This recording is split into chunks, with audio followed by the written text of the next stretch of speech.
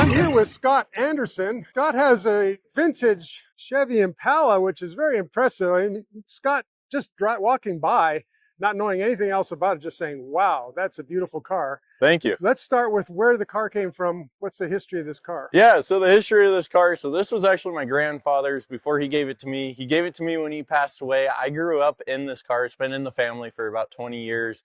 And then when he gave it to me, I wanted to do something different with it. So I tore it down. I did a full restoration. Everything has been touched bumper to bumper. There's not an original bolt on the car. But what makes this one really interesting is that it is zero carbon. So it runs 100% on hydrogen. So it makes it a little bit different. Wow. So what made you choose to go with a hydrogen? Multiple reasons. Wanted to be different. And then I see an industry and I see an opportunity in the hydrogen space to bring technology to the market in a zero carbon way, but we don't lose anything. We don't lose the rumble. We don't lose the sound. We don't lose the feeling of the horsepower. You still have all of those things that you have with a gasoline vehicle, but you don't have you have zero carbon, you have zero emissions, and you gain so much from the hydrogen, being able to fill it at your house. You're disconnected from the oil companies and oil prices, and so many different reasons why I see hydrogen being a viable option in this space. If you have an electric car, you lose the rumble, the feel, the sound, and all that. But you're saying you have a hydrogen car that doesn't lose those things. Yep. So 100% internal combustion. So this has a supercharged LT4 that runs completely on hydrogen. So as I said, zero carbon, and we still have some NOx and stuff. You can't get away from that. Yeah. But we are in the process of working with some after exhaust treatment to get the NOx down and to move that stuff forward also. All right. Well, let's look under the hood. Yeah, let's do it. Because we want to see what's going on here. Outside of the hydrogen stuff, I think that we did a very clean build inside of this engine bay. Very clean. Custom headers, the custom headers were done in-house. You can see the 2 high PSI valve covers. We tried to keep it as clean as possible with our wiring and our plumbing, piping, custom intake, aluminum radiator.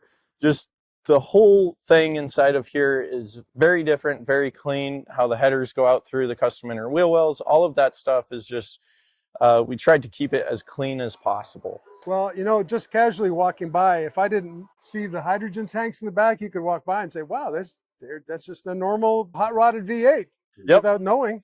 Yep, and that's the whole goal is we want this. I could give you the keys right now. You could get in it and you would drive it and you have no idea that it runs on hydrogen. Really? Okay. Yep, zero idea. That is the other thing that you'll notice inside of here is there's zero accessories on the front of the motor. Okay, let's have a look at that.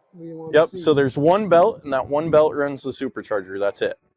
Okay, that's all. We still have heat, we still have AC, we still have electric power steering, except for all of it is electric based. There's no accessories, there's no power draw on the front of the motor because everything's electric. And how we're getting away with that is by running a hydrogen fuel cell.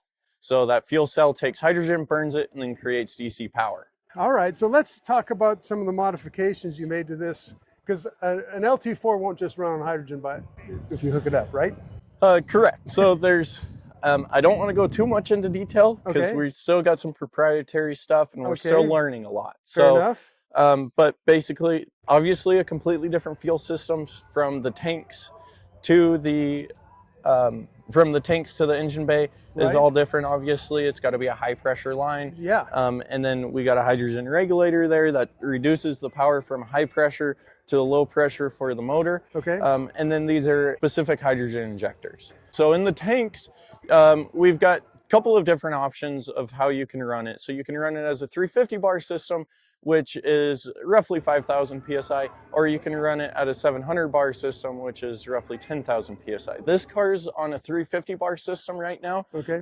We will in the future convert it to a 700 bar system, just so that we can have more capacity of fuel, a little bit more efficient. We could go from, right now we're expecting 250 to 300 miles per on a full tank. Okay. We got 4 kilograms of hydrogen inside of here. Okay. Once we go to a 700 bar, we expect about 500 miles, which out of a 600 horsepower car, that's exceptional. With that PSI going, what happens? Is it a direct injection straight into the cylinders? So on this one, Right now it's all port injected. You can see we got 2 high PSI port plates in here, Okay. and those are running our port injectors. Okay. We will, hopefully by the end of the month, we'll have this car converted to a DI injection system. Something you're working on, okay. Something we're working on, yep. With the LT4, you know, these came direct injected. Yep. That was the whole point of us doing an LT4 versus an LS.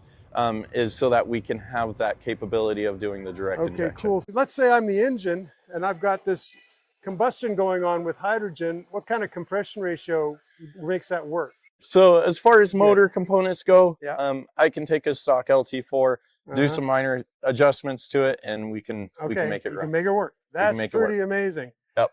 Wow. Okay, and so you've got, just getting by way of overview, obviously the custom exhaust. Does it come out the wheel at the fender well there? Yep, so it comes out the fender well, it tucks the firewall, goes down and under, and then follows the X-frame. It has the original X-frame. Does it really? Okay. Yep, original X-frame, but it's plated top and bottom to give it a really clean look. And then on the bottom side of the frame, it actually has my grandfather's name engraved into it, which is pretty sweet. Cool. It looks just absolutely gorgeous underneath this car. Well, that super sharp black paint just really looks like mirrors in here. The work you've done, it's really great. And I guess obviously the intake is coming in from the front fender on the passenger side. Yep, exactly. Okay, now what does this car have as far as driving features? We've understood now that we've got hydrogen going on. What's it like to drive? So driving it is an amazing experience. So it has a RideTech air suspension on it, and then it has the Airlift H3 Performance air management system. It's got a full body control system from Infinitybox. So they control the entire car. So I can control it from my phone. I can open the doors. I can roll the windows up and down. I can turn the horn on. I can do the lights. I can do everything that the car can do from the inside. I can do it straight from my phone. Wow. So that's pretty cool and unique. And then it has a T56 6-speed transmission. And then we tried to keep the interior of the car just really original feel, original look, with all of the amenities. So it has electric windows, it has heated and cooled seats, it has everything that heat and AC. The interior has everything that a modern car would have, but it's very classic. Just gives it a really good old feel. It feels like a 1961. The way that I looked at this car is, if I was a designer in 1961 with today's materials and today's electronics, how would I design it? And I think that is what we did very well. Wow, yeah, it definitely keeps the feel, doesn't it? Very nice.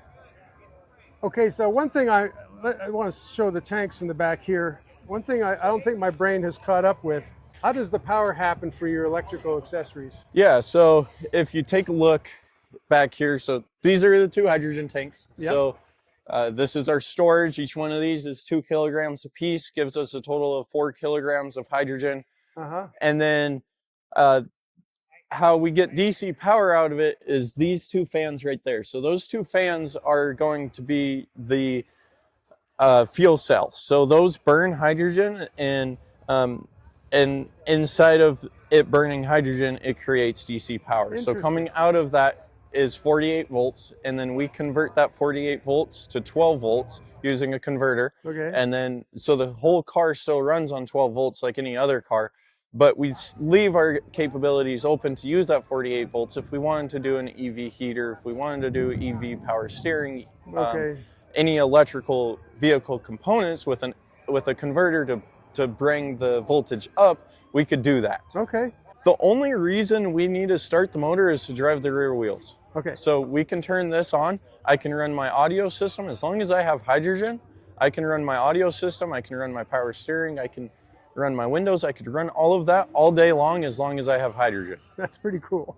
And I think that there's a huge marketplace for that too, is in the audio space, where we see a lot of interest in it, is we can sell these fuel cells and hydrogen tanks, and then audio guys that have the big audio systems they take a lot of juice. They take a lot of juice. You see them with 3, 4, sometimes even 5 alternators on the front of a motor, and then they're sitting there and they're idling all day long, right? Well, with this, they don't have to. They can put 1 or maybe 2 of these fuel cells in and power their entire system, and they don't have to start and idle their car. That's wild.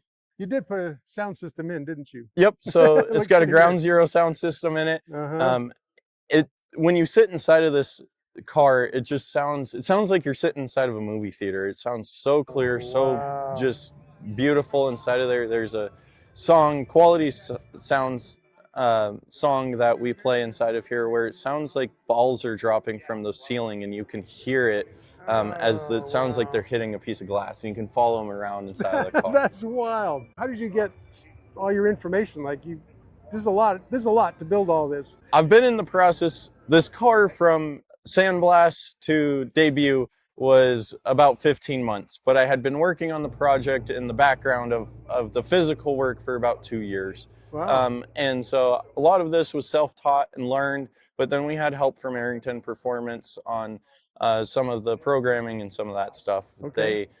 They certainly helped us on the project. Yeah. Okay. So. Well, congratulations. This is just a really interesting and completely different kind of take on kind of modernizing in a new way an old car. So that's very cool. Thanks for showing me around. Yeah, no, Appreciate it. thank you.